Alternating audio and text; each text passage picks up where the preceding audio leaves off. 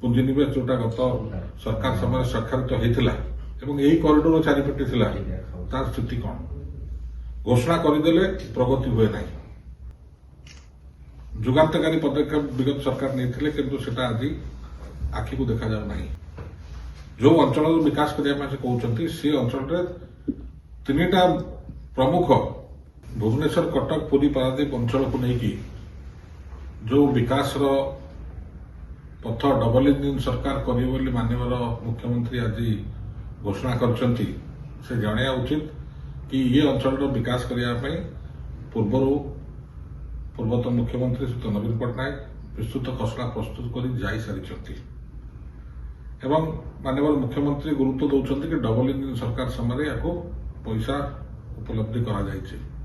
ମୋର ମାନ୍ୟବର ମୁଖ୍ୟମନ୍ତ୍ରୀଙ୍କୁ ତିନୋଟି ପ୍ରଶ୍ନ। ଓଡ଼ିଶାକୁ ଉଦ୍ୟୋଗ ଆସିବା ଉଚିତ ଏବଂ ଓଡ଼ିଶାର ପ୍ରଗତି ହେବା ଉଚିତ, ଓଡ଼ିଶାର ଆର୍ଥିକ ସମ୍ବଳ ବଢ଼ିବା ଉଚିତ, ଯାହାଦ୍ୱାରା କୌଣସି ସନ୍ଦେହ ନାହିଁ ଏବଂ ସରକାର ପଦକ୍ଷେପ ମଧ୍ୟ ନେବା ଉଚିତ। କିନ୍ତୁ ମୁଖ୍ୟତଃ ତିନୋଟି ପ୍ରଶ୍ନ ଯୋଉଟା ହେଉଛି ବିଗତ ସରକାରରେ ଯେତିକି MOU ସାଇନ୍ କରାଯାଇଥିଲା ତାଦେହରୁ ବର୍ତ୍ତମାନ ସୁଦ୍ଧା କେତେ ପ୍ରତିଫଳନ ହେଲାଣି? ଯୋଉ ଅଞ୍ଚଳର ବିକାଶ କରିବା ପାଇଁ ସେ କହୁଛନ୍ତି ସେ ଅଞ୍ଚଳରେ ତିନିଟା ପ୍ରମୁଖ ଯୁଗାନ୍ତକାରୀ ପଦକ୍ଷେପ ବିଗତ ସରକାର ନେଇଥିଲେ କିନ୍ତୁ ସେଟା ଆଜି ଆଖିକୁ ଦେଖାଯାଉ ନାହିଁ। ସେଟା ହେଉଛି JSW ର ଆପଣଙ୍କ EV ବା ଇଲେକ୍ଟ୍ରିକ ଭେହିକଲ ମ୍ୟାନୁଫ୍ୟାକ୍ଚରିଂ ୟୁନିଟ୍, ତାର ଖୋଜ ଖବର ନାହିଁ, ସେ ମହାରାଷ୍ଟ୍ରକୁ ପଳାଇ ସାରିଲେଣି। ସର୍ବବୃହତ୍ତମ ପ୍ରକଳ୍ପ ଯୋଉଟା ଓଡ଼ିଶାରେ ଆସୁଥିଲା ArcelorMittal ଷ୍ଟିଲ୍ ପ୍ଲାଣ୍ଟ, ଯୋଉଟାକି ପାରାଦୀପରେ ହେବା କଥା, ଯାହା ପାଇଁ ପ୍ରଥମ ପର୍ଯ୍ୟାୟ 6-1 ନୋଟିଫିକେସନ ଜମି ଅଧିଗ୍ରହଣ ପାଇଁ ହେଇଥିଲା, ତାର ସ୍ଥିତି ଆଜି କ'ଣ? ସେ ଓଡ଼ିଶାରେ ଅଛନ୍ତି ନା ଆନ୍ଧ୍ର ଯାଇସାରିଲେଣି? ଏବଂ ତୃତୀୟ ଯୋଉଟା କଥା ହେଉଛି ସେଇ ଜଗତସିଂହପୁର ଅଞ୍ଚଳରେ ଆପଣଙ୍କ ପାରାଦୀପ ଅଞ୍ଚଳରେ ଯୋଉ ବିଭିନ୍ନ JSW ଷ୍ଟିଲ୍ ପ୍ଲାଣ୍ଟ ହୁଅନ୍ତୁ କିମ୍ବା ଆପଣଙ୍କ ଚୌଦ୍ୱାରଠାରେ ଆପଣଙ୍କର ସ୍ପିନିଂ ପ୍ଲାଣ୍ଟ ହଉ ବା ଆପଣଙ୍କ ୱାରି ଯୋଉଟା ଢେଙ୍କାନାଳ ନେଉଳପୁର ପାଖରେ ଆପଣଙ୍କର ଯୋଉ ସୋଲାର ପ୍ୟାନେଲ ତିଆରି କରିବା କାରଖାନା ହଉ, ଏ ସମସ୍ତ ବୃହତ କାରଖାନା ଏ ସବୁକୁ ମିଶାଇ ଦେଲେ ପାଖାପାଖି 3.5 ଲକ୍ଷ 4 ଲକ୍ଷ କୋଟି ଟଙ୍କାର ପୁଞ୍ଜିନିବେଶ ଯୋଉଟା ଗତ ସରକାର ସମୟରେ ସ୍ୱାକ୍ଷରିତ ହୋଇଥିଲା ଏବଂ ଏହି କରିଡର ଚାରିପଟେ ଥିଲା ତାର ସ୍ଥିତି କ'ଣ? ଘୋଷଣା କରିଦେଲେ ପ୍ରଗତି ହୁଏ ନାହିଁ। ନମ୍ବର 1।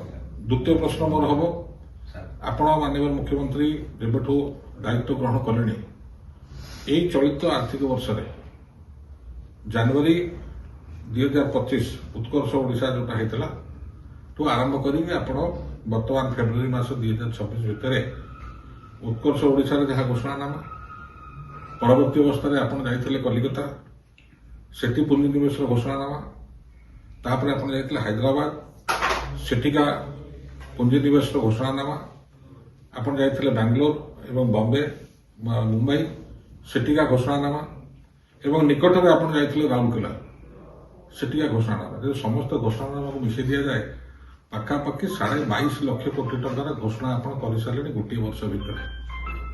ମୋର ସିଧା ପ୍ରଶ୍ନ ହେଉଛି ଏତେ ସ୍ୱପ୍ନକୁ ରାତି ଅଛି ତ?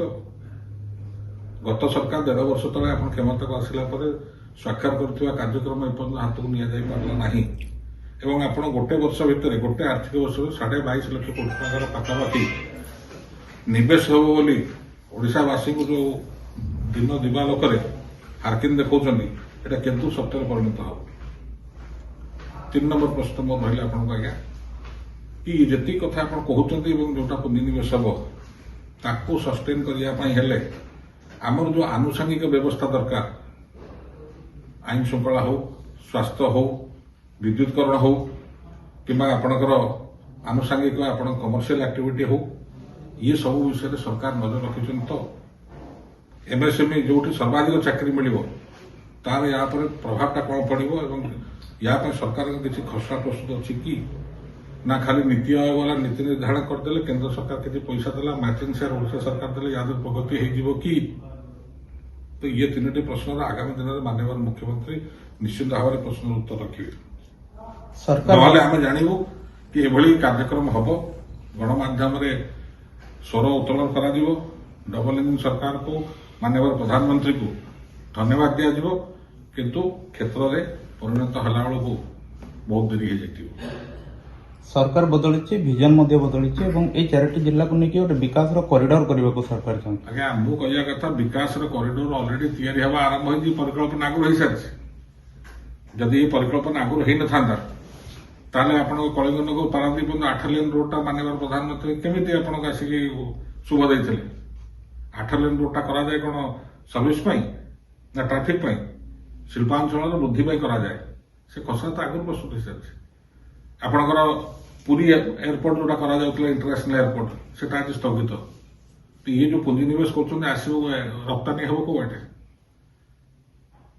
आपणकर पारादीप माने पुरी उड़ाजाहाज पड़िया माने तार कौन खोज खबर ना आप ये कॉरिडोर तैयारी करोटा कहते आपण विजन एटा आपण विजन नुहे ये विजन आगुरी तैयारी करा सरकार जे कंटिन्यूअस प्रोसेस आपण मडाण दौरान मोर ये कहबार हूँ मडाण सब सरकार देवा उचित कहीं अर्थनैतिक जिनसा धारावाहिक हवा उचित किंतु आपण जोटा करा हाथ को नहीं कार्य संपन्न न करी आउ अधिका केवल इंफ्रास्ट्रक्चर तैयारी करदे जी लोक आसवे रही आगुरी घोषणा कर लाभ कौन जो जी आप अच्छे से सारी पारना खाली से खाली कॉरिडोर करदे हम जमी अतिक्रमण हवा दरकार जो अंचल आप कहते रास्ता हम भुवनेश्वर कटक पुरी पारादीप ये जो चतुर्भुजटा हम तार जो जमी अधिकरण हो रास्ता तैयारी सी एक समय सापेक्ष जिनस लैंड एक्विजिशन कर इडको शिल्प को आप करने सी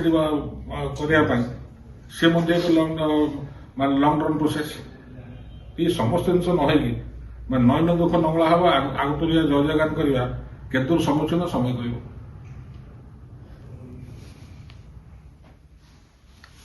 ठीक है।